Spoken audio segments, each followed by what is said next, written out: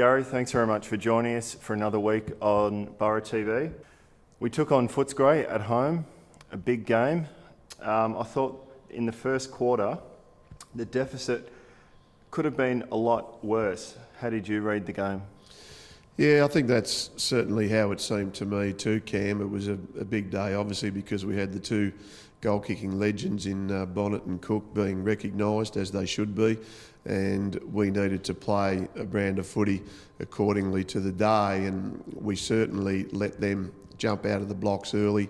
7 goals to 4 at quarter time is not what we want to see in any game, especially at home. But I thought they were up for the challenge. They created very, very easy goals, I thought, really throughout the course of the match, and their stoppage domination was really very, very hard to curb. And we really only had one forward line winner really for the whole day, and that was Dan Connors. So you're possibly not going to win too many games if you're so reliant on one particular forward. Pre-game, there was a lot of talk about the Dogs' big men, but it was their smalls who kicked 5 of the first 7 goals. Yeah, once again, their domination at stoppages, their clinical and effective ball use, and the conditions of the ground at times made it a little bit tacky and sticky, but it didn't seem to affect them. And I thought they were very, very quick to actually get into a position to play on, and we seemed to react reasonably slowly at times, whereas we should have been a little bit more aggressive in just trying to slow their game down. And once they got space, they spread well. There were times where we seemed to almost lack what I would probably say a little bit of accountability, that we had to close their next option down when they either won the ball or were actually able to give a free kick. And of course then our defence became vulnerable because of the amount of times it was obviously in there and the quickness with which it got in there. So we couldn't hold the ball inside our forward 50 for a lot of the game. I thought the effort level went up in the second term and we finally started to win some quality ball. Yeah, we did, and that was probably a bit of a pattern in the next 2 quarters actually, where we were able to surge and get back into a position where we seemed to have the momentum. But just late in the second quarter, I thought we should have stretched our lead a little bit more, but we were inaccurate at crunch moments. And then in the third, I thought we really dominated the first probably 15 or 20 minutes of that third quarter and should have extended our lead even more.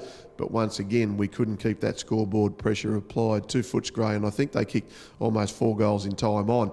So that then became us going into the 3-quarter time break, feeling that we had all the pressure on us, and we really then fell away in the last quarter and only scored 1 goal to, 4 or 5 by them. But the way they were able to counter-attack, I thought, was, in my mind, evidence of a very, very good side. And I went home thinking on Saturday night that was the best team that we'd played in the first 9 rounds of this year. Dan Connors was brilliant in his first half in his return from injury. Yeah, he was, and some of the work that he did one out was just really where Dan Connors has got so much to contribute to the Port Melbourne Football Club. And look, it was always going to be a risk that we had to see where his conditioning was at. And of course he hadn't played for something like 7 weeks and really only played 1 game in that time. So I thought his first 2.5 quarters were outstanding. And then after that, obviously match fatigue and just the pressure of the game just seemed to take a little bit of a toll on obviously what Dan was able to contribute at. But really, when you look at it, there's got to be other forwards that take some of the heat off him as well. And we just didn't seem to be able to get a really good, solid contribution from the rest of our forwards on the day. And perhaps that was much about the way Footscray defenders played and midfielders worked back there to actually give their particular defenders a chop out. But we certainly needed to get a lot more out of our forwards as a total forward unit to actually kick a winning score. We opened the third term with 3 quick goals. Did you think things were starting to get back on track then? Yeah, it was good.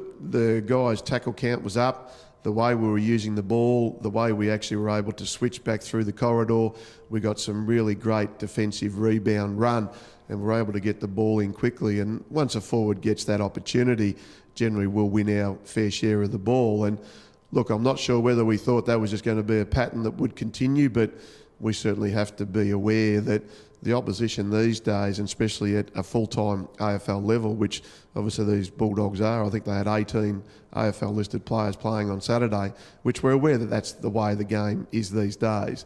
we've got to maintain that pressure fully. And I thought we sustained it for good periods or good bursts, but we certainly didn't actually counter what Footscray were doing for whole quarters. We only seemed to do it, as I said, for half or even possibly 3 parts of a quarter. Well, you're not going to win too many games if you can't sustain it for 4 quarters.